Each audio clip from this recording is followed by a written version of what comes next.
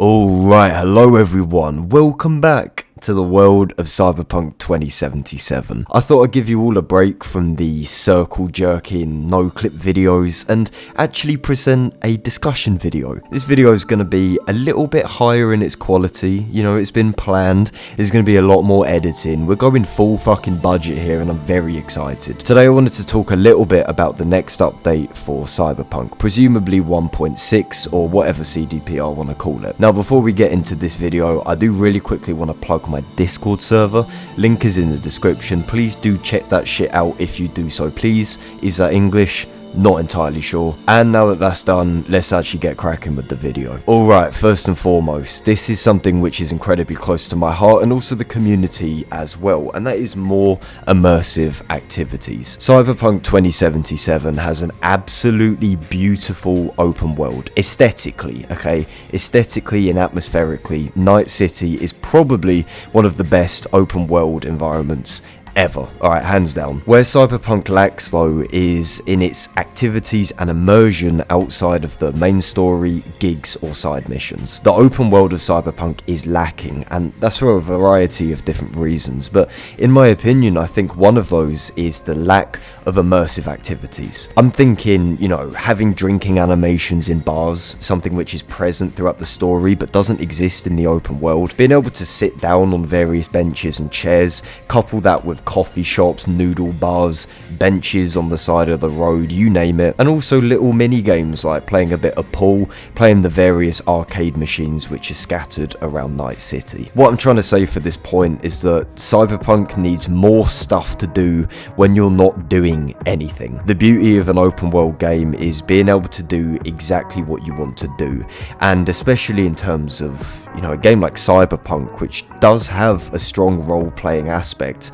underneath a lot of very confusing stuff. Giving the ability to actually roleplay in this game would definitely please a lot of the community. Alright, moving on, let's talk about the elephant in the room, right? Vastly improved artificial intelligence. So update 1.5 did indeed touch on the artificial intelligence, and now vehicles and, you know, crowd AI are a little bit better. NPCs can fight back, they can run away, they can beep horns, kind of basic stuff. And obviously the biggest cause for concern is the current police system, which is absolutely dogshit. For a game all about crime and this crazy shithole of a city where people are struggling on a daily basis, the game does not have a working police system. But when we're talking about this, you know, we're going full on police chases, we're going bounty systems, we're maybe even going down the road of corrupt police who are able to be bought off, something which was actually spoken about in the pre-release kind of interviews. And on top of this as well, maybe even being thrown in prison for the night, similar to Red Dead Redemption 2, where petty crimes don't result in the police outright gunning you down in the middle of the street, but rather taking you to prison, you serve the night and you're let out in the morning. And you know, fun fact of the day, there's actually a whole unused prison in Cyberpunk that could very well be utilized. There's no reason. This place has full working collision, it has NPCs that spawn there, it has atmosphere, doesn't have an interior, but it's there, right? It exists. And going off this as well, random encounters. This is maybe a little bit more of an ambitious point, but again, Night City is supposed to be dangerous. It's supposed to feel like your life is on the line when you go to certain parts of the city. And the game needs more illegal activities when you're exploring the open world. And not just in terms of you playing the game, but shit happening around you as well. I'm going to paint a little scene for you, right? So you go into a bar and you know, you got your new drinking animations, you want to sit there and you want to neck a couple whiskeys, right? Just a couple, maybe a couple scotches, get the throat burning, nice wintry feeling in your belly. All of a sudden, behind you a fight breaks out, 3 or 4 Donnies beating the shit out of each other, maybe a bottle gets picked up, smashed over someone's head, there's stuff flying around, there's props being destroyed, you know, it's outright fucking chaos. All of this would provide a level of dynamic gameplay that just isn't seen in Cyberpunk at this point in time, and it would fit the overall tone established by the game. That is probably the most important thing. Even when you're, I don't know, walking down the street and there's people running away from the police, or the NCPD are arresting people, they're chasing people, but this isn't confined to a very specific area, and it's not overly scripted, but there's an element of chance with it. And all of this, alongside, you know, helping immersion, could also help the actual progression and gameplay of Cyberpunk. Maybe these little encounters prevent gigs and missions being the only source of stimulation. Maybe they just give you a little bit of experience, or maybe just a little weapon that drops, but it's random. You didn't plan on it happening, but here you are. And finally, I want to talk a little bit about V's mega building. This place is fucking beautiful. The mega buildings are incredibly well designed, you know, aesthetically and atmospherically.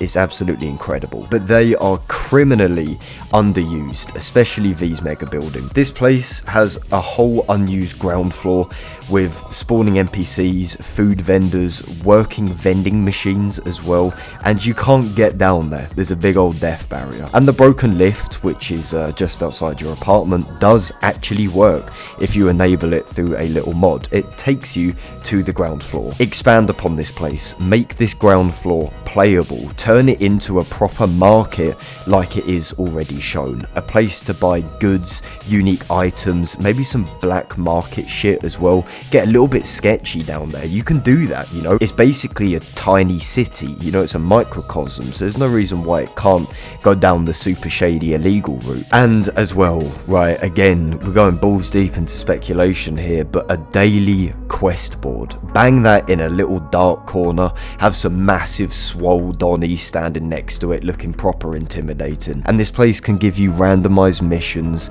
that kind of act like beefed up gigs but change daily and give unique rewards. And this can all be done organically as well. It's not just going into a menu, selecting something, tracking it.